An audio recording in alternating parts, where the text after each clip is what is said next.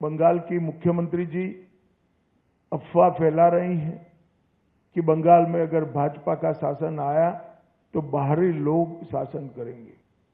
मैं दीदी को बताना चाहता हूं, दीदी बंगाल का अगला मुख्यमंत्री बंगाल में ही जन्म लेने वाला, बंगाली मीडियम में पढ़ा लिखा और बंगाली बोलने वाला होगा।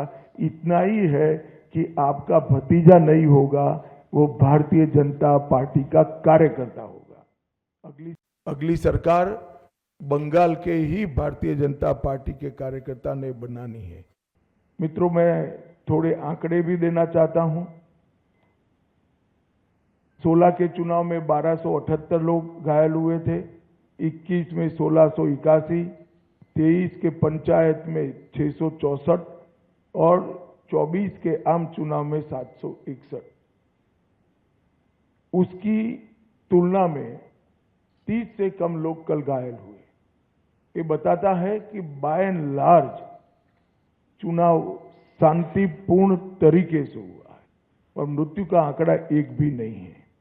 और ये जो चुनाव बढ़ा है, मतदान बढ़ा है, वो भारतीय जनता पार्टी की सरकार बनाने का, परिवर्तन का मतदान।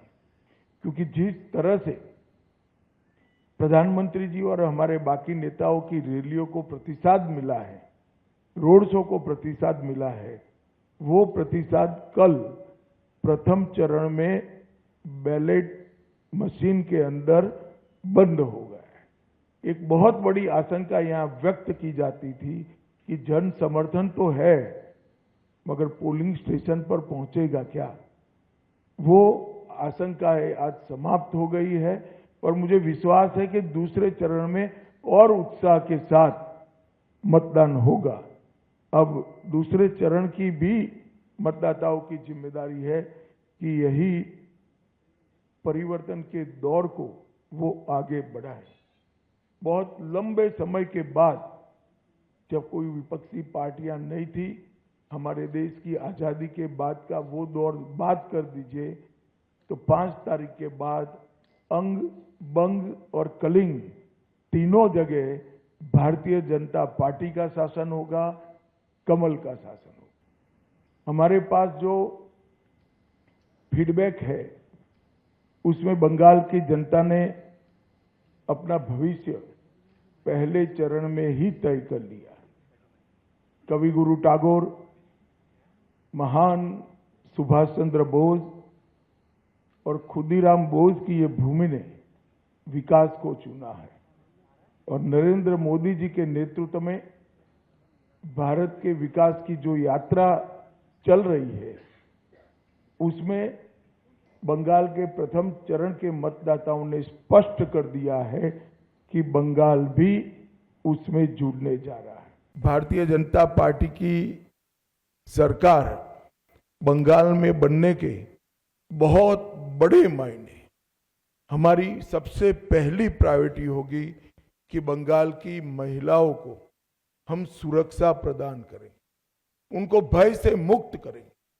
जिस राज्य की महिला मुख्यमंत्री ये कहती हो कि 7 बजे के बाद महिलाओं को घर से निकलने की जरूरत क्या है, मैं मानता हूं उनको शासन करने का कोई अधिकार नहीं। मैं आज बंगाल की माताओं बहनों को आश्वस्त करना चाहता हूं कि 5 तारीख को भारतीय जनता पार्टी की सरकार बनने के बाद रात को 1 बजे भी छोटी सी बच्ची, किशोरी स्कूटी लेकर निकलेगी, कोई गुंडा उसके सामने आंख उठाकर नहीं देख पाएगा। और ये प्रतीकात्मक रूप से हमने आरजी कर की पीड़िता की माताजी को और संदेश खाली की पीड़िता को भी हमने प्रत्याशी बनाया। जो बंगाल के टीएमसी के गुंडों की विक्टिम थी, वो असेंबली में बैठकर ये गुंडों के खिलाफ कठोर प्रशासन के नियम बनाने का काम करेगी। मुझे लगता है बहुत बड़ा परिवर्तन आने वाले दिनों में होने वाला है। और दीदी को महिला आरक्षण का विरोध करने का जवाब भी इस चुनाव में बंगाल की मातृशक्ति देगी, इसका मुझे पूरा विश्वास है। आज मैं बाकी सारे जो क्षेत्र बचे हैं उन लोगों को भी कहना चाहता हूं कि भारतीय जनता पार्टी की सरकार बनने के बाद व्यापारियों से कोई भतीजा टैक्स, भाईपो टैक्स नहीं लिया जाएगा। सिंडिकेट को हम समाप्त कर देंगे। जो प्रशासन का राजनीतिकरण हुआ है और राजनीति का क्रिमिनलाइजेशन हुआ है, वो एक प्रकार से नासूर बना हुआ है, उसको भी हम बंगाल की जनता को ये नासूर से मुक्त कराएंगे। बंगाल के अंदर आधुनिक खेती के लिए कोई संगठित प्रयास विगत 50 साल से नहीं हुआ है। मां गंगा की कृपा जो कांप को ढोकर लाती है और पानी की उपलब्धता है, इसी के आधार पर यहाँ का किसान खेती करता है। आने वाले दिनों में हमने तय किया है कि किसान की खुशहाली के लिए यहाँ के सारे परंपरागत क्रॉप है, इसके बड़े रिसर्च सेंटर हम यहाँ पर बनाएंगे, चाहे आलू हो, चाहे धान हो, चाहे बंगाल की मालदा की मसूर आम हो, पान हो, इस सभी के लिए इसकी खेती को वैज्ञानिक तरीके से हम आगे बढ़ाएंगे। और एक भ्रष्टाचार प्रस्तापित इंस्टीट्यूशनलाइज करने का काम ममता बनर्जी ने किया। 32 से ज्यादा घोटालों के माध्यम से 10,000 करोड़ से ज्यादा रुपयों का भ्रष्टाचार बंगाल में हुआ है। 10,000 करोड़ के रुपए। हमारी सरकार भ्रष्टाचार मुक्त पारदर्शी शासन तो देगी ही देगी, मगर जिन्होंने भ्रष्टाचार किया है इनके खिलाफ एक श्वेत